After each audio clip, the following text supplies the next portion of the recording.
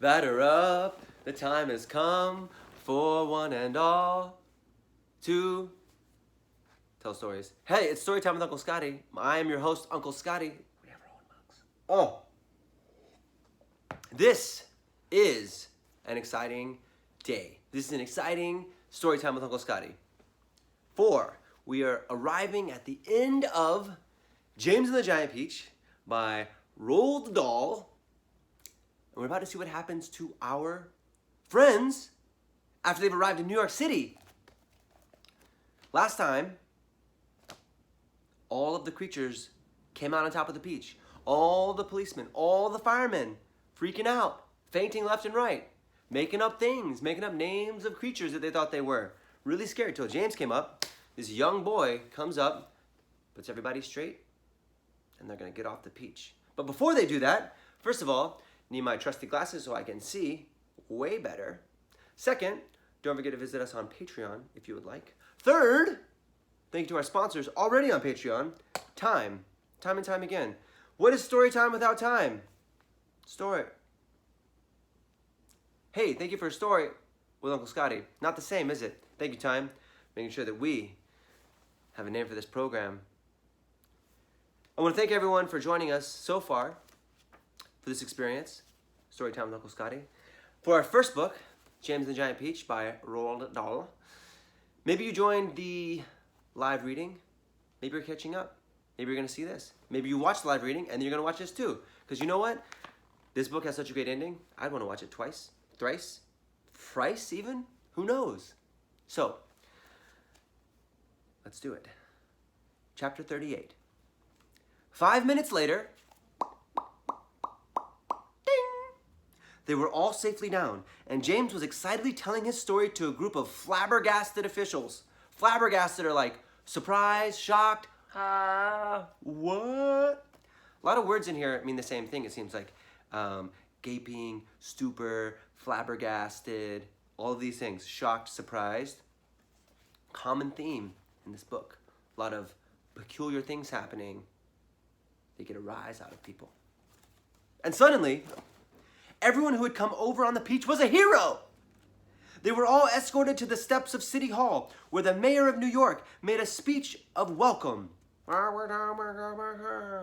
while he was doing this, 100 steeplejacks, I think those are like construction people who build buildings, armed with ropes and ladders and pulleys, swarmed up to the top of the Empire State Building and lifted the giant peach off the spike and lowered it onto the ground. Wow. Then the mayor shouted, "We must now have a ticker tape parade for our wonderful visitors." And so a procession was formed, parade. And in the leading car, which was an enormous open limousine, love a good limousine, love a good stretch limousine, shout out to the Speed Project, sat James and all his friends. Next, behind the limousine, came the peach itself. Men with cranes and hooks had quickly hoisted it onto a very large truck, and there now it sat, looking just and huge and proud and brave as ever. There was, of course, a bit of a hole in the bottom of it where the Empire State Building had gone in, but who cared about that? Or indeed about the peach juice that was dripping out of it all over the street. Behind the peach, skidding about all over the place in the peach juice, came the mayor's limousine, and behind the mayor's limousine came about 20 other limousines carrying all the important people of the city. What a bunch of limousines. And the crowds went wild with excitement. They leaned out of the windows of the skyscrapers, cheering and yelling and screaming and clapping and throwing out bits of white paper and ticker tape, and James and his friends stood up in the car and waved back to them as the friends went by. So sometimes they call these parades ticker tape parades because people would throw little slips of paper from like receipts and things. Not littering, it was like confetti basically. So they'd throw like their homemade confetti out. And so like the parade would be happening and all this like stuff would be shining down. And it would be fun and celebratory. Then a rather curious thing happened. The procession was moving slowly along Fifth Avenue. Remember we talked about Fifth Avenue? When suddenly a little girl in a red dress ran out from the crowd and shouted, "Oh, James, James, could I please have just a tiny taste of your marvelous peach?" "Help yourself," James shouted back. "Eat all you want. It won't keep forever anyway."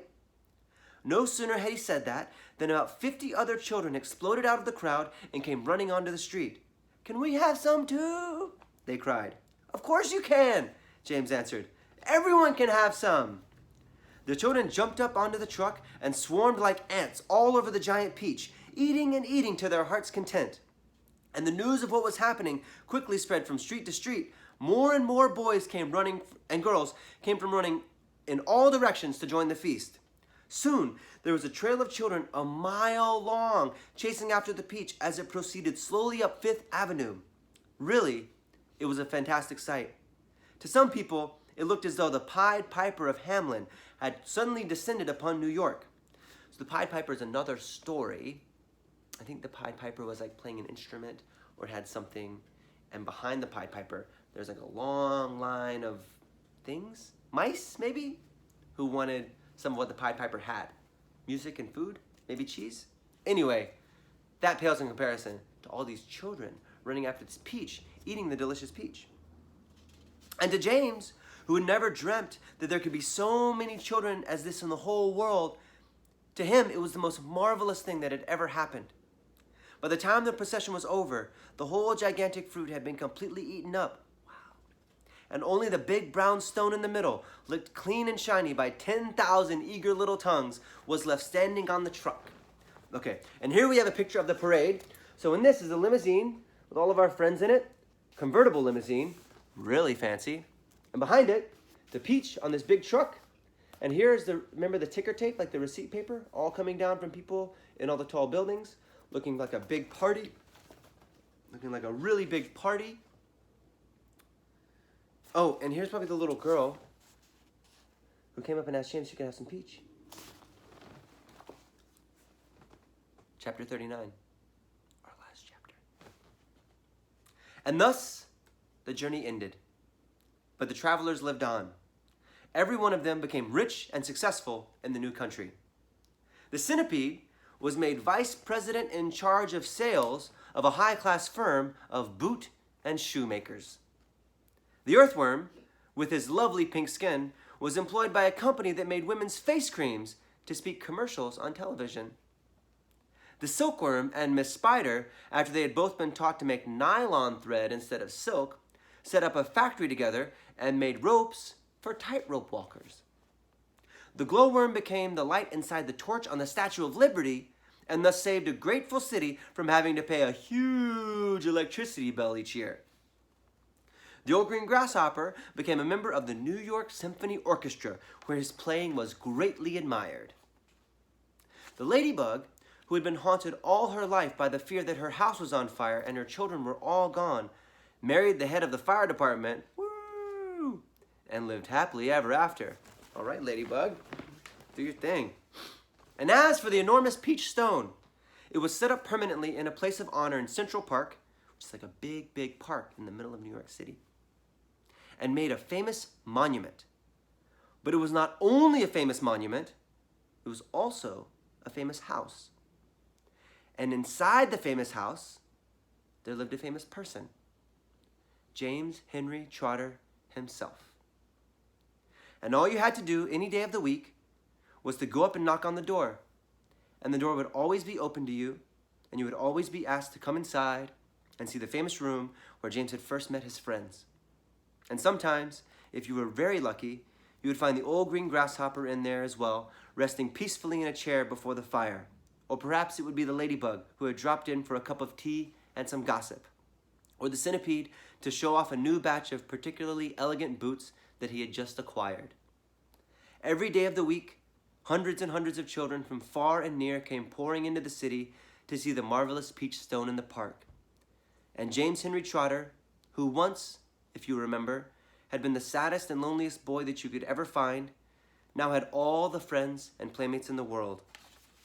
And because so many of them were always begging him to tell and tell again the story of his adventures on the peach, he thought it would be nice if one day he sat down and wrote a book.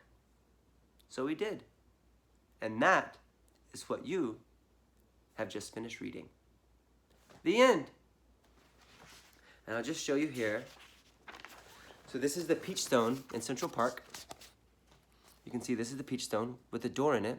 And this is James And here's all the people coming to visit him, all of his friends, all of his new friends in his new home. And this is James holding up the book that he wrote, which is this book. This is a picture of this book in the book. The end. Wow, that's the end of our story. That's the end of James and the Giant Peach by Roald Dahl. Thank you, everyone, for hanging out with us for 39 chapters, 146 pages of this book. I've had the most fun doing this, and I can't wait to see what we read next and what we decide to do next. We'll know tomorrow, which is so exciting.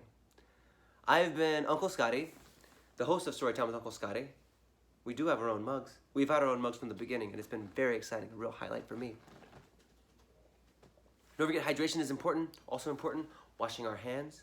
Thank you to all of our sponsors, all of our supporters out there. Rosemary, thyme, oregano, sage, cilantro, others, paprika, delicious, making stories so flavorful, since always. And thank you for watching, and I'll see you very soon. Bye.